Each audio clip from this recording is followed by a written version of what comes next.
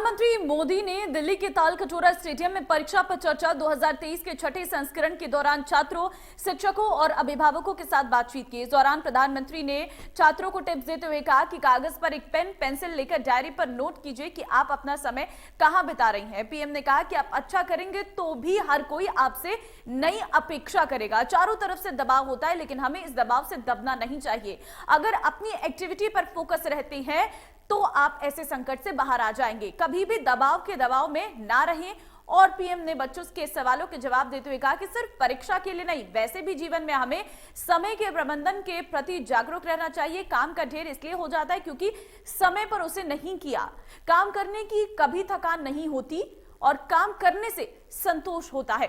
परीक्षा पे चर्चा के दौरान टाइम मैनेजमेंट का टिप्स देते हुए पीएम मोदी ने बताया कि आप ऐसा स्लैब बनाइए कि जो आपको कम पसंद विषय हो उसको पहले समय दीजिए, उसके बाद उस विषय को समय दीजिए जो आपको पसंद है। पीएम ने कहा कि छात्र ये बात समझ कर चले कि अब जिंदगी और जगत बहुत बदल चुका है। आज आपको डगर डगर पर परीक्षा देनी होगी और इसलिए जो नकल करने वाली हैं वो एक दो एग्जाम तो पार कर जाएगा, लेकिन जिंदगी कभी पार नहीं कर पाएगा।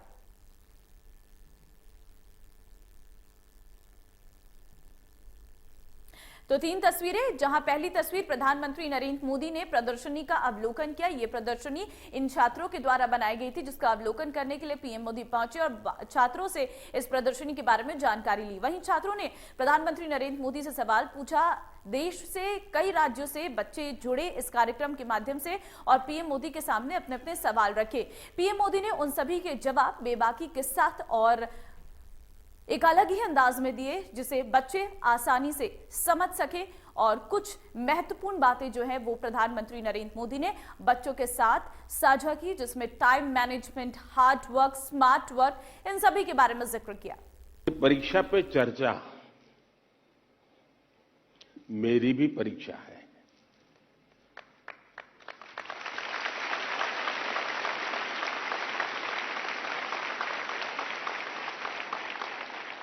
और देश के कोटि कोटि विद्यार्थी मेरी परीक्षा ले रहे हैं और मुझे ये परीक्षा देने में खुशी होती है, आनंद आता है, क्योंकि मुझे जो सवाल मिलते हैं लाखों की तादाद में, बहुत प्रोएक्टिवली बच्चे सवाल पूछते हैं, अपनी समस्या बताते हैं, व्यक्तिगत पीड़ा भी बताते हैं। मेरे लिए बड़ा सौभाग्य है कि मेरे देश का युवा मन क्या सोचता है, किन उलझनों से गुजरता है, देश से उसकी अपेक्षाएं क्या है, सरकारों से उसकी अपेक्षाएं क्या है, उसके सपने क्या है, संकल्प क्या है। यानी सचमुच में मेरे लिए ये बहुत बड़ा खजाना है। मां बाप भी आपकी क्षमता को जानने के बावजूद भी अपने सोशल स्टेटस के कारण अपने आसपास के साथियों, दोस्तों में, क्लब में जाते हैं, सोसाइटी में जाते हैं, कभी तालाब में कपड़े धोए जाते हैं, बैठते हैं, बातें करते हैं, बच्चों की बातें निकलती हैं, फिर उनको एक इन्फीरियरिटी कॉम्प्लेक्स आता है और इसलिए बाहर बहुत बड़ी बड़ी बातें बता देते हैं अपने बच्चों के लिए और फिर धीरे धीरे वो इंटरनलाइज कर लेते हैं और फिर घर में आकर के भी वही अपेक्षाएं करते हैं और समाज जीवन में ये सहज प्रवृत्ति बनी हुई है। दूसरा, आप अच्छा करेंगे तो भी हर कोई आपसे नई अपेक्षा करेगा। अगर परिवार के लोगों के आपसे बहुत अपेक्षाएं होना बहुत स्वाभाविक है और उसमें कुछ गलत भी नहीं है,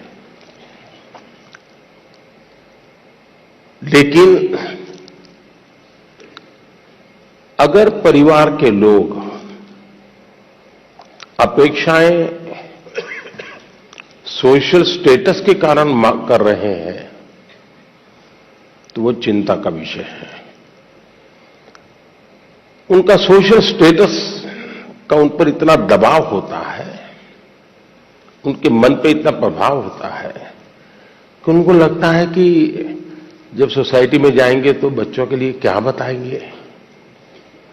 अगर बच्चे वीक है तो कैसे उनके सामने चर्चा करेंगे।